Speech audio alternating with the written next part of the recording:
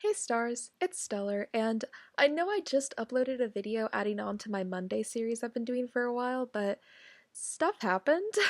So I was scrolling through my Instagram stories of the people I follow, and a lot of them actually post a lot of like political issues and social issues and how to not be a horrible person.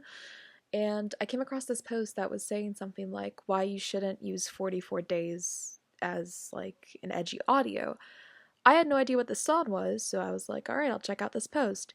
So the song is actually about the story of a girl named Junko Furuta, and her story is very gruesome, so if you want to check it out, viewer discretion is advised. I decided to look it up and I almost cried, so if that's a telltale sign, then yeah.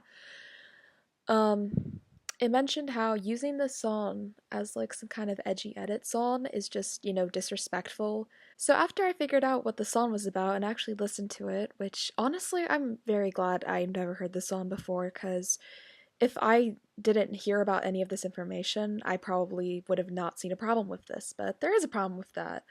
So I decided to look up if there's any animation memes or Gacha Life edits that I could find.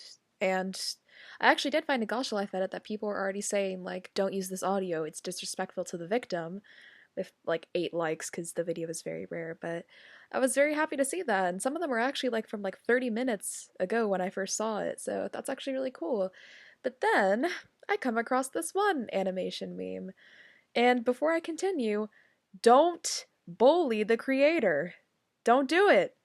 Although they did something wrong, just don't harass them. I want this video to be taken down, but that's all I really care about. So just don't be an a-hole.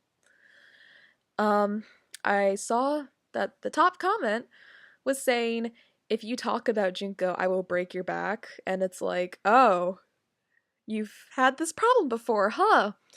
You've had people tell you to not use this song because it's disrespectful to a murder victim, huh? Huh?" So I actually was kind of scared to comment at first because that's the type of person I am. And I actually noticed that the comment that the creator left was actually from a month ago.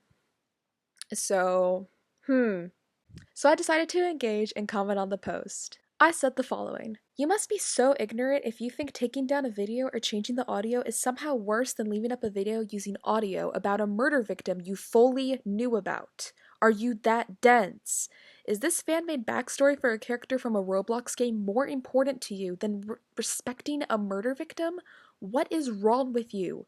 You could have taken down the video or changed the audio, but instead you chose to pretend you did nothing wrong and leave up a video that doesn't even matter when you have other content. This is disgusting." They replied, "Remind me when I should give an F. World doesn't end on a effing respect." I responded, "Disrespecting a murder victim who was gruesomely tortured for 44 days seems pretty low. You're actually a vile creature if you think that's okay." They responded, "Keep throwing a tantrum over a song with meaning. I know, it's a effing song that was meant to be listened to and stuff. I didn't disrespect Junko because I used a song that was meant for her. I would disrespect her if I made fun of her, mock her, made an S video about her death and S like that. Now piss off if it's bothering you that much."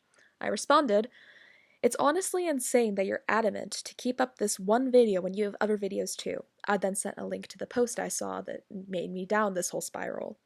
"And I'm not the only one against you doing this since you've deleted other comments about Junko as well. Grow up." I noticed that they deleted my comments, so I said, "Can't believe you deleted a comment talking about deleting comments. Kinda suspicious." They responded, "Subject change. How great."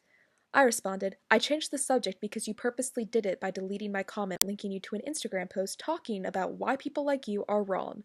Nice try trying to shift the blame and silence me. Admit you're wrong because you are wrong. There's no way after all of this you can defend how this is somehow an okay thing to do." She then responded with, "I've never saw you nor met you before, and for sure I haven't deleted any of your comments. Yet," with 2 arrows that go up. I responded with, "I have evidence you did, though, as I just showed you. You should have just admitted this video is disrespectful." While I was starting to record this audio, they also sent me another thing, saying, "When I did not do anything," with a few upside down question marks.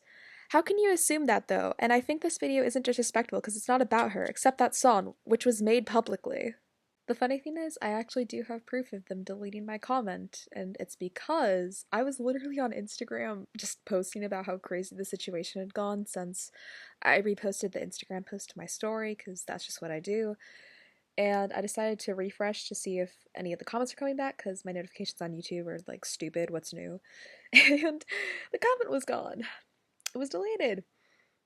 And the fact that the comment that the creator originally made a month ago, that I started to comment on today, said, mention Junko and you'll get your back kicked, or something like that. Mentions Junko is the kicker, because the creator has to know about the song's relation to Junko, right?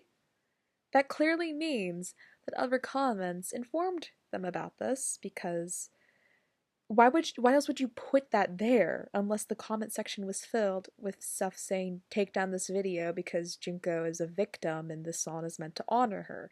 Songs exist to honor victims too, you know, so it's still disrespectful to use a song to act as like an edgy backstory for a character that doesn't matter compared to a human life. I'm sorry. If we looked through the comments section, we'd see there's approximately like, I guess 20 comments before I started to comment things, and none of them talked about Jinko. I wonder why. You could say they were deleted. Instead of addressing the problem, you just don't want to admit you did something wrong, and that's not okay. If you just admitted to making a mistake, I wouldn't have a problem with this. Sometimes you don't know that songs have such bad meanings. There's that one song made by those people in Russia who are put on a blacklist because the government is upset with them, and people use their song too like an aesthetic, and I don't get it. You could say, Stellar, that's just one example, but an example of how not all songs dedicated to people have to be used for edginess is this one song my brother showed me that was dedicated to, I believe her name is Rachel Scott, the first victim of the Columbine shooting, and I don't think I've heard that song anywhere being used to act as edgy edits.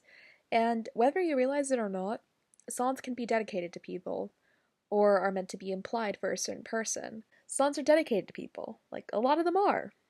This one is a tribute, though. Tributes are different. Does that make sense? Don't use a tribute to a murder victim to act as some edgy 14-year-old story. It's not okay.